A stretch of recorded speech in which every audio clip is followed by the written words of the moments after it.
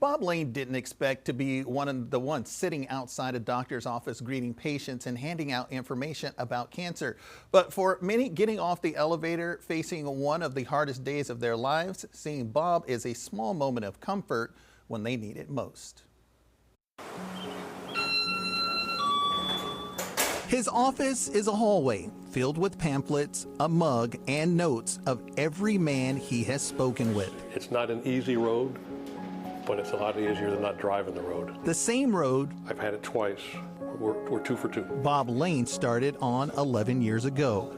Bob was first diagnosed with prostate cancer in May of 2014. I started crying like a baby. I was in a car and driving to a meeting 4 hours from home, and I was 3 hours into the drive.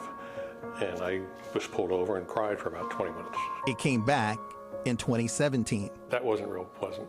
That was, to hear that it's back. I've heard stories all my life of people who beat cancer, then it comes back and then they're gone. Bob is not gone. He has actually been on the same hormone treatment suggested for former President Joe Biden after Biden was diagnosed with prostate cancer in May. Most of it is manageable. Some of it isn't.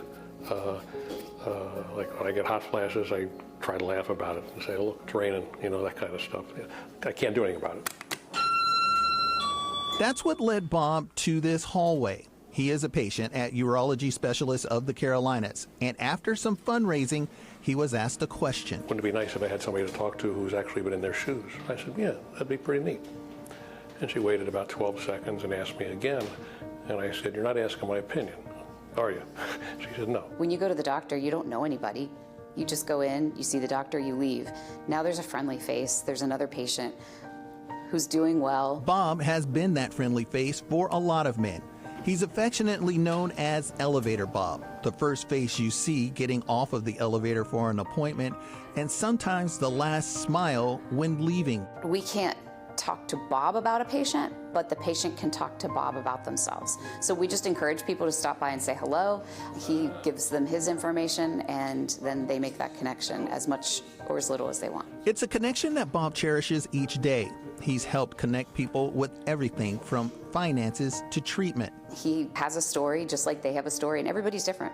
Everybody's different, and so that's what support looks like. Support that starts with the opening of a door and a kind word of encouragement about options available, as long as you know the proper testing.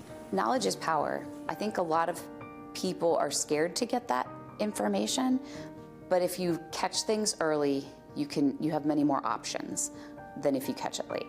But there are still options.